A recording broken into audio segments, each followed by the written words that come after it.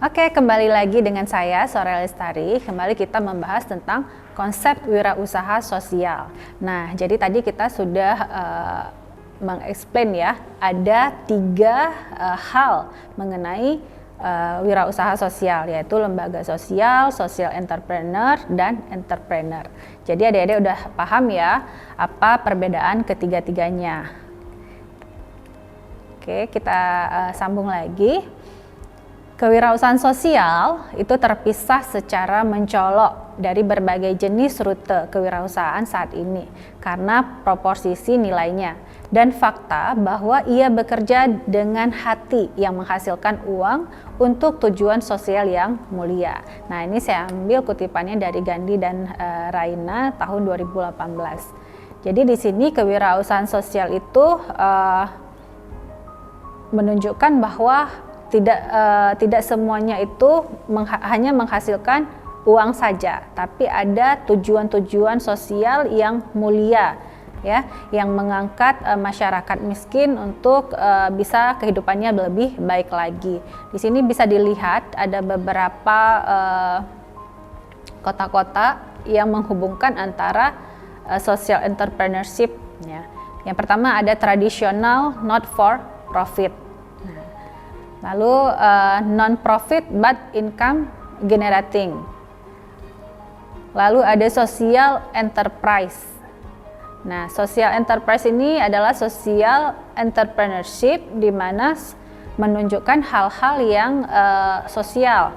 Artinya ada di situ social responsible business.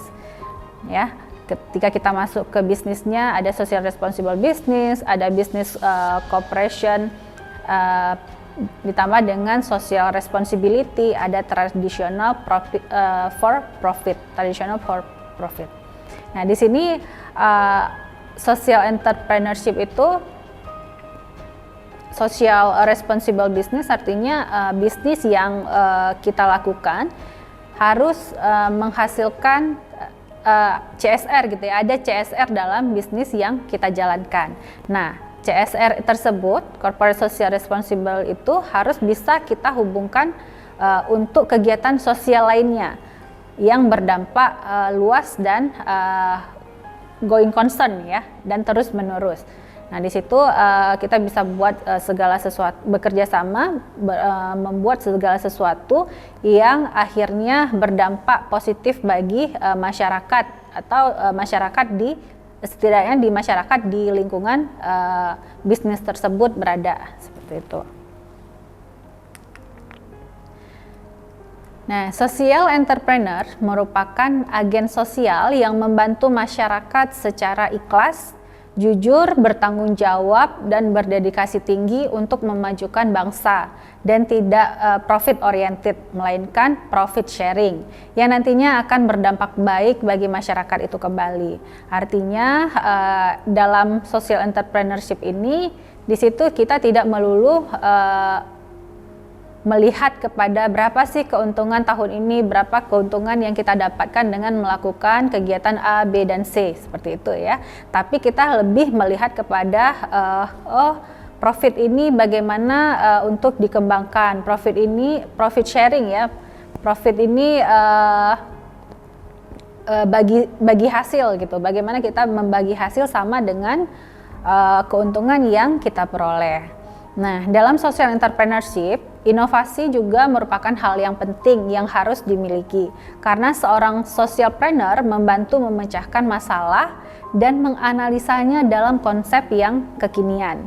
Nah, jadi seorang yang bergelut ya di bidang entrepreneur, baik itu sosial dan entrepreneurship, itu harus mampu berinovasi karena dengan inovasi kita mampu untuk mengikuti zaman gitu ya. Ada inovasi yang serba kekinian, ada inovasi yang memang betul-betul unik gitu. Yang penting dalam segala sesuatu itu butuh inovasi yang membedakan antara bisnis ya atau kegiatan yang sebelumnya, produk yang sebelumnya ada dengan produk yang baru ya, lebih fleksibel.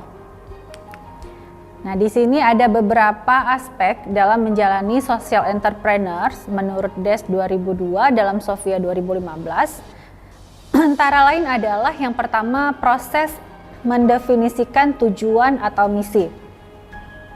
Nah, dalam entrepreneurship juga kita harus mengetahui ya, apa sih tujuan dari socialpreneur yang akan kita jalani. Nah, tujuannya kemana? Lalu misi yang akan kita capai itu apa untuk mencapai tujuan yang sudah kita rumuskan sebelumnya. Jadi ada tujuan, ada visi, ada misi yang memang harus benar-benar dirampungkan sehingga tercapai apa yang diharapkan oleh socialpreneur tersebut. Yang kedua adalah proses mengenali dan menilai peluang. Nah, ini penting ya. Jadi kita harus mengenali kira-kira apa sih bagian project apa yang akan kita lakukan untuk membuat social entrepreneur ini berdampak baik gitu, berdampak positif kepada masyarakat. Nah, lalu kita melihat nih kira-kira peluang saat ini apa ya yang mendukung socialpreneur yang akan kita lakukan gitu. Jadi peluang itu sangat penting ya. Nah, yang ketiga adalah proses manajemen risiko. Nah, atau risk management. Di sini tidak ada satupun usaha yang tidak memiliki risiko. Artinya risiko itu pasti ada dalam setiap usaha gitu ya. Tapi kita belajar bagaimana cara meminimalisir risiko tersebut agar dampaknya tidak besar. Agar kemudian ketika risiko itu datang, kita bisa mengatasinya. Nah, jadi setiap usaha itu pasti ada risiko. Jangan takut nih untuk memulai usaha, takut resikonya nanti seperti ini, takut resiko yang dihadapi nanti pilot dan lain sebagainya. Nah, jadi kita harus belajar nih atau menentukan kira-kira resiko yang akan ada di depan apa-apa saja. Ketika adik-adik sudah menentukan resiko A, B, C, dan D, maka buat lagi apa tindak lanjut dari resiko yang kira-kira akan datang tersebut gitu.